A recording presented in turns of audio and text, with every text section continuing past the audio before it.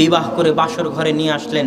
বাসর ঘরে নিয়ে এসে স্ত্রীর কপালে হাত দিয়ে দোয়া করতে হবে, আল্লাহুম্মা ইন্নী আসআলুকা খায়রাহা ওয়া খায়রা মা জাবালতা ফিহা ওয়া আউযু বিকা মিন শাররিহা ওয়া শাররি মা জাবালতা ফিহা।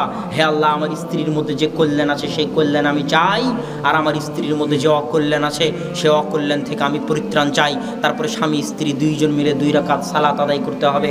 2 রাকাত সালাত আদায় করে আল্লাহর নিকটে এই পরিবারের জন্য রহমত, বরকত এবং শান্তির দোয়া আল্লাহর নিকটে চাইতে হবে। কেননা আল্লাহ রহমত বরকত না দিলে রহমত বরকত সম্ভব নয়, কোনো দিনই সম্ভব নয়।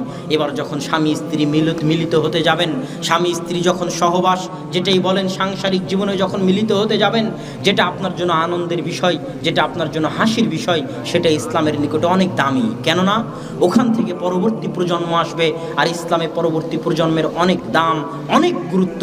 এই জন্য ইসলাম ওখানেও দোয়া শিখিয়ে দিয়েছে, ইসলাম ওখানেও দোয়া শিখিয়ে দিয়েছে, বিসমিল্লাহি আল্লাহুম্মা জান্নিবনা শাইতান ওয়া জান্নিবিশ শাইতানা মা রাযাকতানা।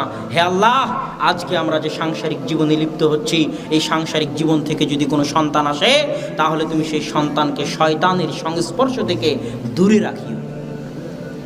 কত সুন্দর ইসলামের পরিকল্পনা শুধু একটা সন্তানকে নিয়ে। কেননা ওই সন্তান ইসলামের নিকটে সবচেয়ে দামি, আপনার নিকটে দামি হোক আর না হোক।